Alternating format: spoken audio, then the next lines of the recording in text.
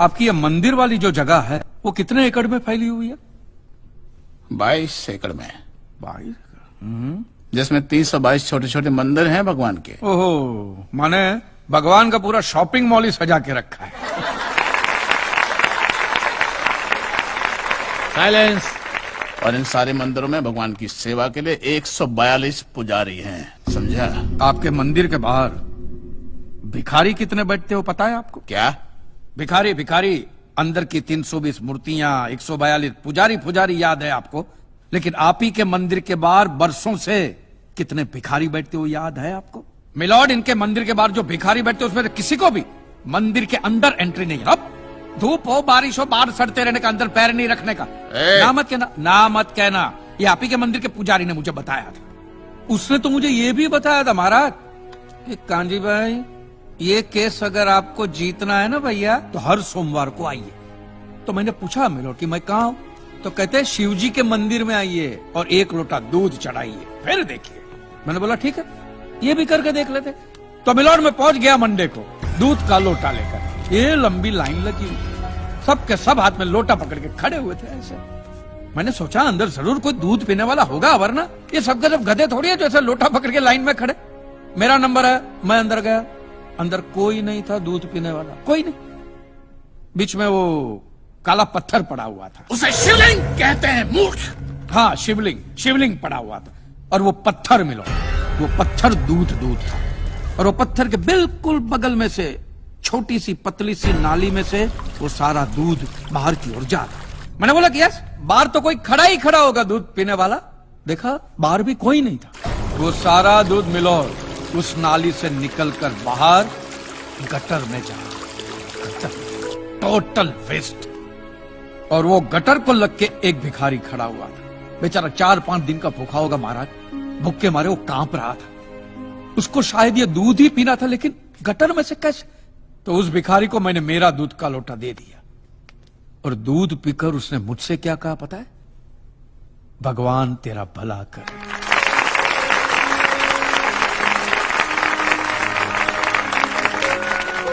तो मंदिर में आने वाला एक एक इंसान वो पत्थर पे दूध डालने के बजाय किसी गरीब के पेट में डाले ना तो सबसे ज्यादा पुण्य मिलेगा, नहीं? और हाँ मौलवी साहब, किसी दरगाह पे फूलों की चादर उड़ाने के बजाय किसी नंगे फकीर के बदन पे कपड़ों की चादर उड़ाई जाए ना तो अल्लाह को बहुत खुशी मिलेगी। और जीसस के सामने मोमबत्तियां जलाने से अच्छा है किसी गरीब की झोंपड़ी में जलाइए, तो उसके घर में कभी अंधेरा नहीं होगा। क्यों, तुम नहीं भगवान को नहीं मानते क्या? अरे मैं खुद भगवान हूँ। अच्छा, तो मैं अमिताभ बच्चन हूँ। देखो कान जी, दूध, चद्दर, मोमबत्ती ये सब चढ़ाना एक प्रथा है। भगवान की पूजा अर्चना, इन सब का मूल्य तुम नहीं समझोगे क्योंकि तुम एक नास्तिक हो। जगत की मोह माया से तुम अभी तक मुक्त नहीं हुए। आप तो हो गए हो ना, आप तो बिल्कुल मोक्ष के दरवाजे पे खड़े हो। तो ये जो रीति रिवाज के नाम पे ढोंग चलते उनको बंद करवाइए ना महाराज। शनिवार को हनुमान जी की मूर्ति पे कितना तेल बर्बाद होता है पता है आपको? लोग 2 रुपये के 5 रुपए के सिक्के यूं करके मूर्ति पे चिपकाते हैं। हनुमान जी इन सारे चिल्लर का क्या करेंगे? कांजी भाई बिल्कुल ठीक कह रहे हैं। साईं बाबा अपनी पूरी जिंदगी गरीबों के लिए और गरीबी में जिए। जब तक वो जिंदा रहे तेल की एक एक बूंद के लिए दर बदर भटकते रहे, और आज उनके मरने के बाद उनके लिए करोड़ों का सिंहासन, सोने का मुकुट, किसके लिए बताइए महाराज। एक बात बताइए, जो भी भक्त भगवान की श्रद्धा से सच्चे दिल से भक्ति करता है उस पर तो उस परम कृपालु की कृपा दृष्टि रहती है ना? रहती है ना? आया ना? तो चलिए महाराज मुझे यह बताइए कि अमरनाथ और वैष्णो देवी की यात्रा पे जाती हुई बस नीचे खाई में क्यों गिर जाती? वो तो भगवान की भक्ति के लिए जा रहे थे, श्रद्धा से भजन गाते गाते जा रहे थे, तो भगवान ने डायरेक्टली उनको ऊपर बुला लिया। और आप मुझे एक गाड़ी ऐसी बताइए जिसका एक्सीडेंट हुआ हो और जिसके अंदर भगवान की मूर्ति या फोटोग्राफ ना हो। बताइए बताइए। I object my Lord. From day 1 ये आदमी बातों को यूं गोल गोल घुमा रहा है। मिस्टर कांजी, ये कोई डिबेट नहीं है अच्छे बुरे की, ये कोर्ट है और यहां प्रूफ चलता है। और हमारे पास प्रूफ है, इंश्योरेंस पेपर्स पर आपके सिग्नेचर्स। इसलिए लीगली आपको कोई हक नहीं बनता इंश्योरेंस कंपनी से पैसे और मांगने जहां तक हमारा प्रश्न है, बीमा कंपनी के नियमों को हम नहीं मानते। अगर उन्होंने लिख दिया कि भूकंप जज साहब ने करवाया है, तो क्या जज साहब पैसे देंगे? इसी तरह पॉलिसी में भगवान का नाम लिख देने से भगवान पैसे देने के लिए प्रतिबद्ध नहीं होते। अगर आप चाहते कि भगवान आपके पैसे लौटा दे, तो ये प्रूफ करो कि ये भूकंप भगवान ने किया है, किया ही है ना। इन राइटिंग है, कहीं लिखा हुआ तुम्हारे पास है? Any proof? मिलॉर्ड, ये mister kanji, court of law में सिर्फ दलीलों पर फैसले नहीं होते।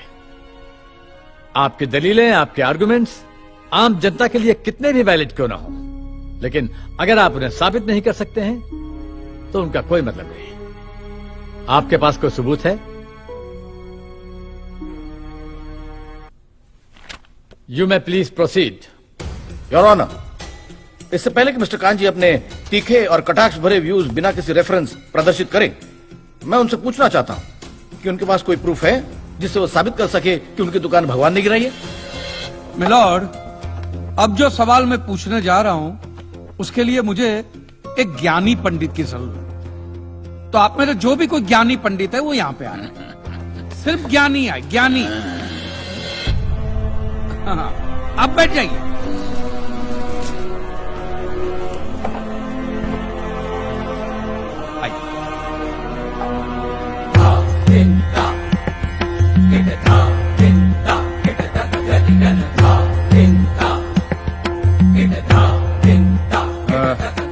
महाराज, आप जो पंडित लोग आपके प्रवचन में जो शास्त्रों की बातें करते हैं, तो शास्त्रों में जो भी लिखा होता है वो सब सही होता है? 100%। ऐसा कहां लिखा है? ये तो आप कह रहे हैं। गीता में लिखा है। अच्छा, क्या लिखा है गीता में? गीता के 4थे अध्याय का 40वां श्लोक, अज्ञस्य अश्रद्धानस्य संशयात्मा विनश्यति, नायम लोकस्ति ना परा ना सुखम संशयात्मना। मतलब क्या? इसका अर्थ है, जो अज्ञानी श्रद्धा विहीन मनुष्य शास्त्र पर संदेह या शक करता है, उसका विनाश निश्चित है। उसे भूलोक या परलोक कहीं भी शांति नहीं मिलती। समझा? ये बहुत इंटरेस्टिंग आइटम है। महाराज, आपको ये गीता में या शास्त्रों में कुछ भी समझ में आता है? कि जो भी लीलाधर महाराज बोल रहे उसमें बस ऐसे समझा समझा करके हाथ हिला रहे हैं। मिलॉर्ड, वो स्कूल में छोटे छोटे बच्चे होते, उनको प्रेयर कभी पूरी याद नहीं रहती, तो बेचारे आंख बंद करके ऐसे करके होंठ हिलाते, वो होंठ हिलाते, ये हाथ हिलाते। एक कांजी, तूने एक सिद्ध साधु का अपमान किया है, तो तुझे नरक में भी जगह नहीं मिलेगी। कहां से मिलेगी महाराज? आप लोगों ने पहले से ही वहां कुल्ले टिका के रखे हैं।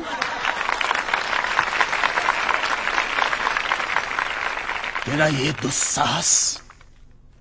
दुस्साहस नास्तिक!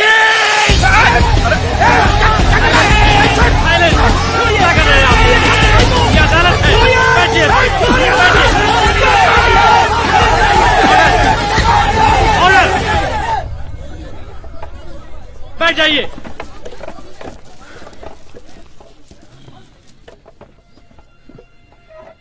दुखेष्वनु द्विग्न मनः सुखेषु विगत स्पृह वितराग भय क्रोध स्थित धीर मुनि रुच्यते।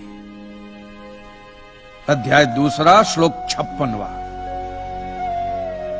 अर्थात जिस मनुष्य के लिए सुख और दुख समान अवस्था है, जो भय और क्रोध से मुक्त है, जो स्थिर बुद्धि वाला है ना, वही सिद्ध पुरुष कहलाता है।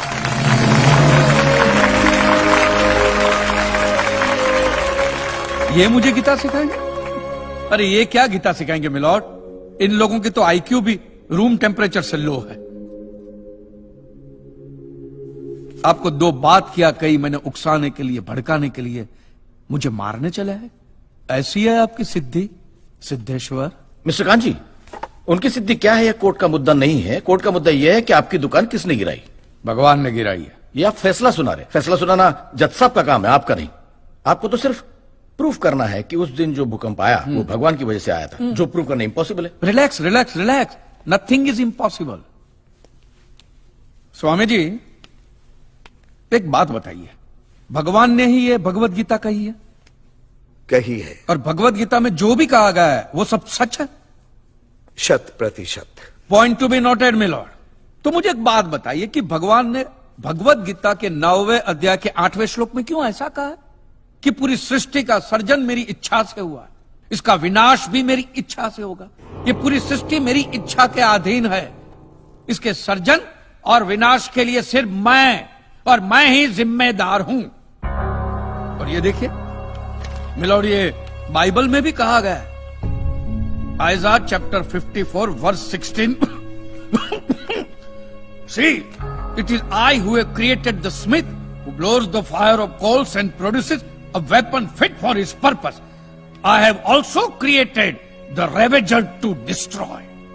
अब ये देखिए, ये कुरान शरीफ में भी है। सूरह जलजला 99 आयत 1 से 8 में भी लिखा है कि जब जमीन अपनी पूरी शिद्दत के साथ हिला डाली जाएगी और जमीन अपने अंदर के सारे बोझ को निकालकर बाहर डाल देगी और इंसान कहेगा कि ये उसको क्या हो रहा है, उस दिन वो अपने ऊपर बीते हालात बयां करेगी, क्योंकि तेरे रब ने उसे ऐसा करने का आदेश दिया होगा। रब ने।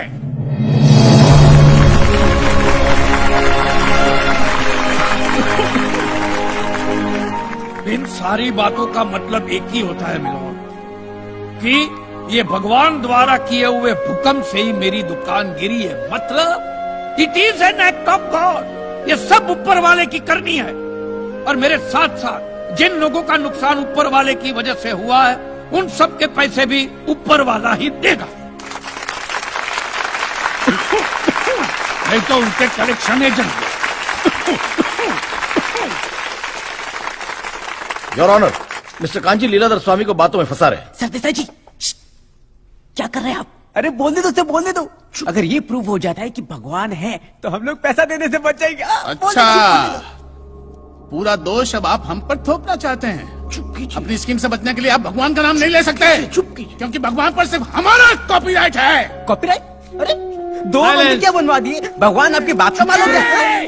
खबरदार, हमारा संप्रदाय तुमको छोड़ेगा नहीं। क्या कर रहे हो? साइलेंस। रिलैक्स।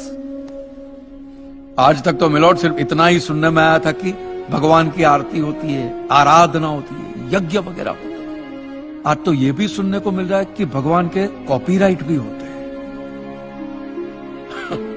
भगवान के कॉपीराइट ऊपर वाले की ब्रांड बना दी है इन्होंने। आज मुझे विश्वास हो गया है कि भगवान नहीं है, बिल्कुल नहीं है, हो ही नहीं सकता, क्योंकि अगर वो होते तो उसने आप जैसे पाखंडियों को तो कब का उठा लिया होता। मुझे जो करना था वो मैंने साबित कर दिया है मिलोन। अब इसका पूरा फैसला